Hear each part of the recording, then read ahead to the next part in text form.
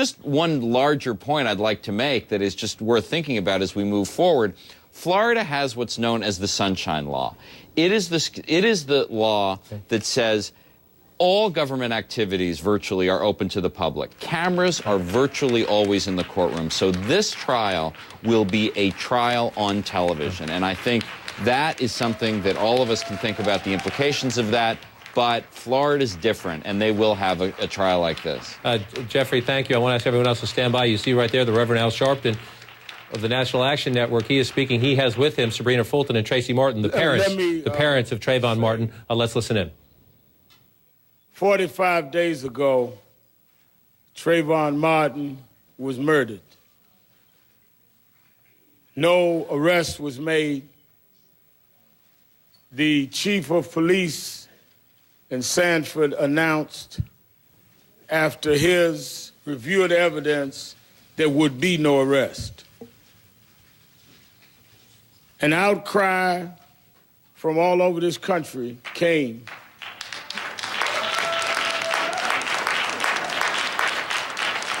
because his parents refused to leave it there. His parents, acting out of love and acting out of the basic principles this country is built on, decided that they would go to some able attorneys. And they went to Mr. Crump and Mr. Parks and Attorney Jackson. They believed in the system and believed that the arrest would be made. And they waited until the police chief, let us not confuse the issue, he announced there will be no arrest. That's when Attorney Crump called us. We were marching in Selma to Montgomery.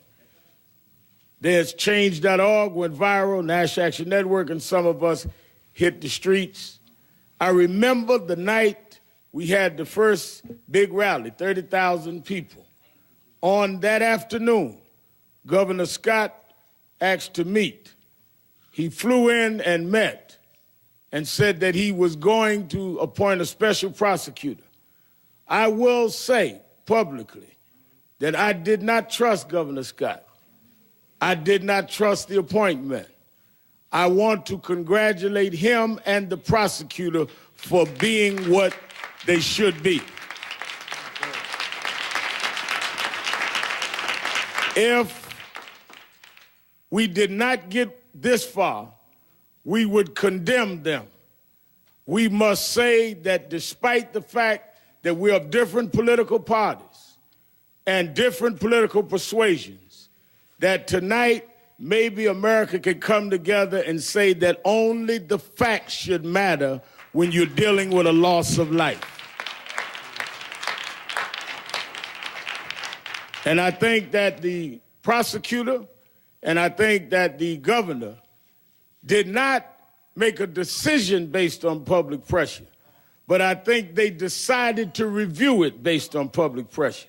I think that they would not be irresponsible enough to proceed with a prosecution based on pressure. But had there not been pressure, there would not have been a second look. And I think that that credit should go to the nameless, faceless people, black, white, Latino, and Asian, all over this country that put hoods on and said, take another look at this, and that look has led to where we are tonight. They will attack the big names, and they will give credit to the big names. But it's the unknown people that took their time and money and stood up and said that that could be my son, that could be my grandson. And because of a second look, even conservatives on the other side of the political spectrum said, no, we're going to take a second look and do what is right. They've charged him with a serious crime. He deserves a fair trial. We do not want anybody high-fiving tonight. There's no victory here. There's no winners here. They've lost their son. This is not about gloating. This is about pursuing justice. We have not won anything. All we have done is establish that we must have the right to redress and justice in this country. So we will not be gloating around here. We are still mourning with this family. We will monitor the trial every step of the way. We will stand by and make sure that the rights of all are not violated. But this is not a night for celebration. It is a night that should have never happened in the first place. And we are trying to make sure that something happens that this will not happen again. Are we happy with the charge? Are we happy with the results? I would say that we must say that if Americans come together, they can achieve things. I remember, as I bring Attorney Crump, as we marched in Selma, I remember reading 44 years ago, a man was asked after they got the Voting Rights Act, how did he feel? And he said, we ain't where we ought to be. We ain't where we gonna be. We ain't where we wanna be. But thank God we ain't where we was. Tonight, we don't know where it will lead, but at least we have a shot at this family having the right redress. And that is because of, first, the courage of Attorney Parks and the battling attorney, Ben Crump.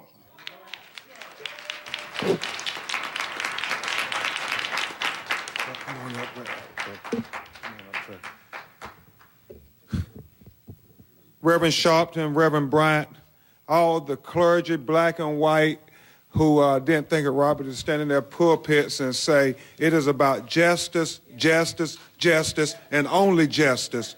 We thank you for all those people who went on change.org to sign a petition, not just to think about it, but to do something. Thank you for your unselfish acts. Even though you did not know Trayvon Martin 44 days ago, you just know that a child had been killed, a child who was Sabrina's baby, was Tracy's son, had been killed, and you thought that if this was my child, I would sign this petition. So thank you for signing that petition. And to all those young people, all the young people, the people who marched, the people who stood up, who refused to look away.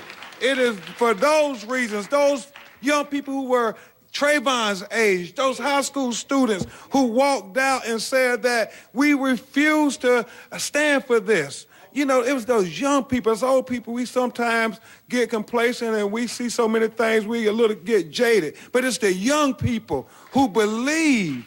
They believe completely in justice, the concept, the idea, the dream of justice. I think those are the people who are sitting here today saying we can make a difference if we just stand for right. If we just stand up, if we just stand our ground, we can make a difference.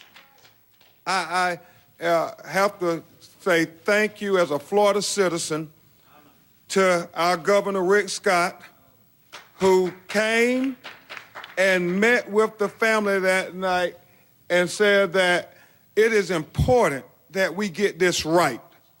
He said that it's important we get it right. And he appointed Special Prosecutor Angela Corey, who told you how she prayed with the family and said, did not make any promises to us. I mean, no promises whatsoever. Mr.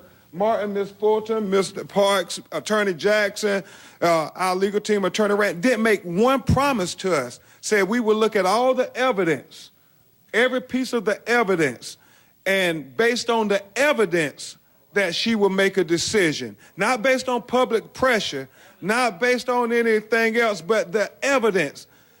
And we always believed from day one that if you looked at that evidence fairly and impartially, that you would have to come to the conclusion that he had to be arrested and that this matter had to go before a judge and a jury. And that is all that Tracy Martin and Sabrina Fulton and their family have asked for. Nothing more or nothing less. And before I bring them up, I do go back, Reverend Sharpton, Reverend Bryant, to the call that has been well documented now when Tracy Martin called after, that Tuesday after, he was told that there was not going to be an arrest. And he was told that. So the reason why we had to protest and file 911 lawsuits and have all the young people, Reverend Brian, and have the change.org was to get to this point. We had to do that to get to this point. And it is because of that we can take a short breath, because we're just now getting to first base. This is only first base. We're on first base in this game of justice, and we have to remain vigilant. We have to stretch our muscles, exercise every day to make it to second base. And that'll be, we got to deal with this stand your ground issue. That's right. And then once we pass that, we got to get to third base, which is the trial. And then after we get to that trial, make sure all the evidence is delivered properly and fairly for both sides, for everybody. And then only then we can come from third base and bring it on home to justice. That's what we're here. This is only first base. We must remember that. And lastly, I'll say this, that Trayvon's legacy cannot be tarnished based on people doing sick things and acting ignorant and resorting to violence or thinking ill will. We all got to believe in our hearts that we make the system better for what we do. And we got to believe in our hearts that when we choose to do good, and if we know somebody who's thinking ill will, tell them, in America, you're listening to Benjamin Crump there. He is the attorney for Trayvon Martin's parents. We're going to work at a quick break. We'll be back just moments from now. You will get to hear from Sabrina Fulton and Tracy Martin, the parents of Trayvon Martin. The breaking news tonight, the man who admits shooting their son has been charged tonight with second-degree murder. We'll be right back. But that's what makes America great. Continuing our breaking news coverage tonight, the parents of Trayvon Martin about to speak, Sabrina Fulton and Tracy Martin. George Zimmerman, who's admitted shooting their son 45 days ago. He says he did it in self-defense, charged tonight with second-degree murder. Let's listen. Thank God. We simply wanted an arrest. We wanted nothing more, nothing less. We just wanted an arrest, and we got it. And I say thank you. Thank you, Lord. Thank you, Jesus. Secondly, I just want to speak from my heart to your heart, because a heart has no color. It's not black, it's not white, it's red. And I want to say thank you from my heart to your heart. Thank you.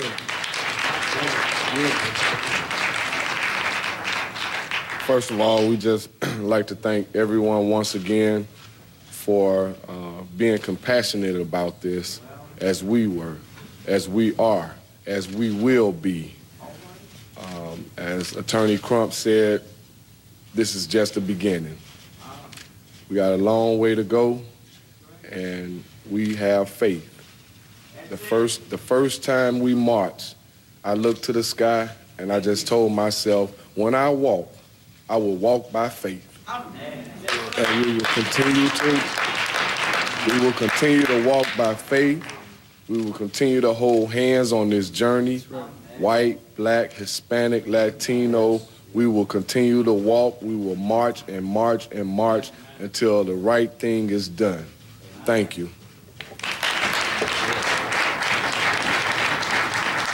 Tracy Martin there, he's the father of Trayvon Martin, gunned down 45 days ago. You heard just moments ago from Sabrina Fulton. She is Trayvon's mother, with us now to discuss the breaking news in this case. The charge, second-degree murder, now facing George Zimmerman, the man, the neighborhood watchman who shot Trayvon Martin 45 days ago.